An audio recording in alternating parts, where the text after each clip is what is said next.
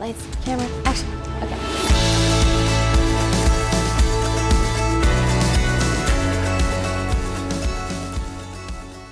You're watching Food is Medicine TV, where we help you heal from the root cause. And we're talking about exercising today appropriately for your hormones and cortisol levels, because this is a question that comes in all the time from our adrenal recoders, and it's been starting to come in more often from our tribe as well. So here we are, we're going to talk about how exercise, we all know, I think it's an inarguable fact that exercise is an important factor for our health, but let's talk about what exercise is appropriate for your hormones now based upon where you are. Simply put, it's a form of good stress, and it naturally stimulates the release of the catabolic hormone known as cortisol. So catabolic means breaking down. Cortisol is naturally secreted during the day. It peaks in the morning, it's supposed to, when we wake up, and then it naturally declines as the day goes on. High levels of cortisol, high chronic levels of cortisol, can kickstart widespread inflammation in the body and then lower immunity. And it does that by lowering our white blood cells, which are our body's defense system. So while we are huge fans of exercise and we think it is a wonderful way to relieve stress and to remain healthy, there's certain forms of exercise which can increase our stress hormones and then give us actually unwanted effects on the body if we're in this chronic stress state, if life is already taking a lot from us, right? So this is why we often see women who come to us, they've been on the treadmill for an hour or more every single day, and they say, I can't lose weight, I don't get it. And the reason is often due to the cortisol enhancing effects of cardio exercise. So I just really want to clarify this further, because for some, cardio can be a great form of stress relief, and it can be a very healthy form of exercise. And then for others who have a very delicate hormonal system, this can be detrimental to their health, to their nervous system, and to their stress levels.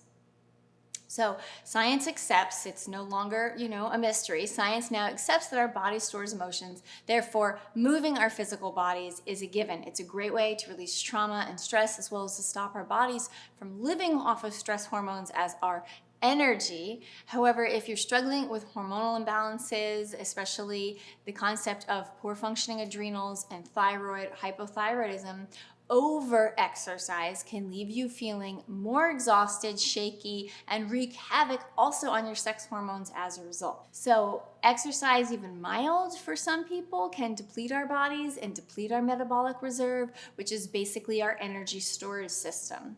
And when we continue to exercise and we fight those symptoms of extreme fatigue or weakness or shakiness, and our body is going to respond. Our energy storage part of our body responds with muscle wasting, weakened immunity, and these exacerbated symptoms of hormonal imbalance because we've inadvertently driven up our stress hormones. So we have to talk about what is the right form, what's a balanced form of exercise, what's an imbalanced form of exercise based upon where our hormones are. So for some of us who are really stressed, this can mean kind of minimal movement, which includes restorative exercises such as deep breathing, yin yoga, very gentle Pilates, foam rolling, which we're going to talk about, and light walking. If you are in a really stressed state, and you have been for a while, you're going to be totally fine with some very light resistance training and yoga flow.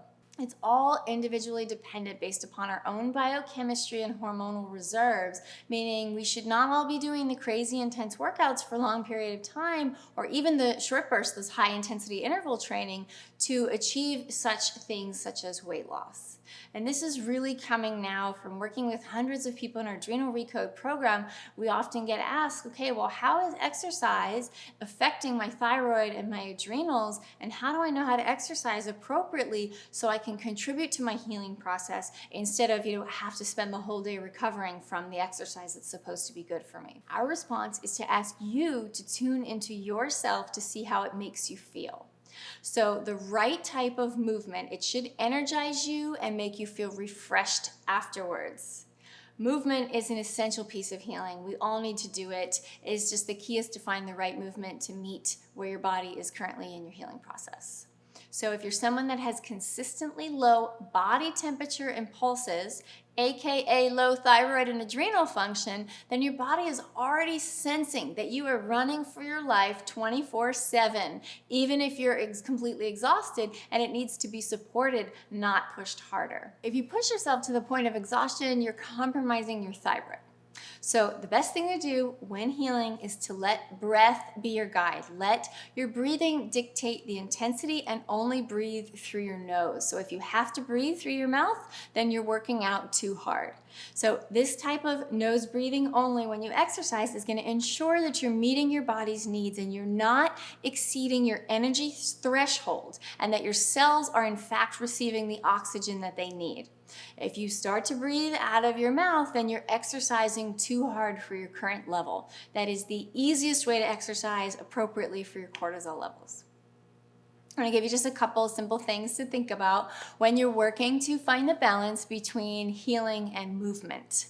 Number one, like we just talked about, let breath dictate movement.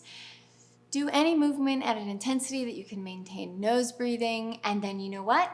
Take your temperature and pulse 30 minutes after this exercise to determine whether or not your workout is supporting you or breaking you down. If your pulse skyrockets, then the exercise was too intense. If your temperature drops, then you have to reevaluate your pre and post exercise nutrition.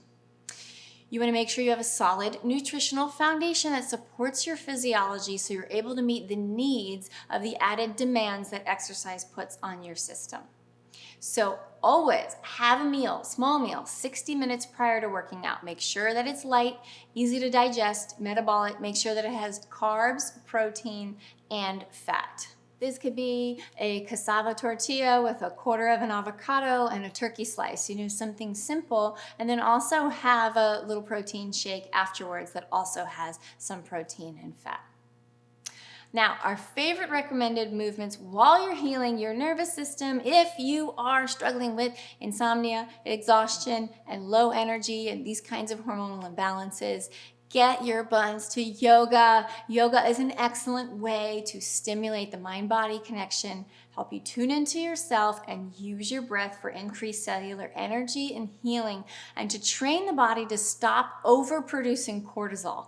It's truly your best physical tool to recode your hormones because it sends the message to the body that it's safe and that it can relax. So doing a gentle form of yoga, there's a lot of different kinds of yoga out there. I'm not talking about the boot camp, super hot yoga. I'm talking about a gentle yoga flow where you're really opening up the body and releasing stress. And by doing this 3 times a week, it can help train your system to live mostly in your parasympathetic nervous system, your rest, digest, and heal, and to only use the sympathetic or fight or flight when true danger is present. Even just stretching in the morning, just focus on a release. Start by releasing your neck and shoulders, and then do just some simple twists to wring out your spine. And just these simple twists are going to generate new, fresh blood flow while you're lengthening your spine. Just those simple twists are going to help your cerebral spinal fluid, the fluid that flows in between your brain and your spine, help it flow more easily so it can completely nourish your nerves. Gentle yoga is also targeted to support the thyroid, and it places special emphasis on releasing the hips and the psoas muscle. We're all sitting too much. These muscles get tight when constant stress is present, and they remain tight after stress passes. So just by the act of sitting and these muscles being tight, they cause a shortness of breath, they cause shallow breathing, and we stay stuck because the hip flexors and the psoas are essentially the junk drawers for our emotional storage, and they need to be emptied once in a while. We recommend doing this, 3 times a week, but if that sounds to be too much, start once or twice a week. Something you may not know about me is I am a certified yoga instructor, and in my 20s, a long time ago, I taught yoga for about 4 years, and I would constantly hear women who wanted to lose weight, and they say, I really should go to a kickboxing class. I really should go work out at the gym, and they would view yoga as kind of a waste because they didn't think it's going to contribute to their long-term goals. And so I'd have to explain, because it balances the stress hormones, it does allow them to lose weight. It's actually going to help them lose weight and actually enjoy the process of it versus destroying themselves in the gym for an hour or more doing something really intense. So just something I want to plant the seed for you to think about. Now, foam rolling, I mean, this is a foam roller. There are many different kinds of foam rollers, and myofascial release is something that is a technique, and we use it in our Adrenal ReCode program. And you basically have the application of pressure using one of these foam rollers to scar tissue and soft tissue adhesion, and it works by freeing up your fascia, which is the connective tissue it's basically woven around each and every muscle, bone, nerve, artery, and vein in our bodies, as well as our internal organs, including our heart, lungs, brain, and spinal cord. And so evidence suggests that the fascia can be damaged by both physical and mental impact. And recent studies and scientific research, they back up, they show a direct correlation between the fascia and our health and well-being. Because our nerve endings, they run through our fascia. So when the fascia is damaged, a block is created. It's kind of like a dam in a river, and the energy is no longer able to flow freely. There's a 16th century physician. His name is Paracelsus, and he said there is but one disease, and its name is congestion. And so foam rolling, the simple act, you can look up a video on foam rolling. The simple act of doing this is going to release and disperse stored up physical and mental congestion, so your body can process and eliminate it physically, but also emotionally, like where it's all inextricably connected. A lot of people feel the results of foam rolling, like it leaves them with this all-around feeling of wellness, and I can attest to that. You know, almost like when you feel like you've left a cathartic session with a therapist.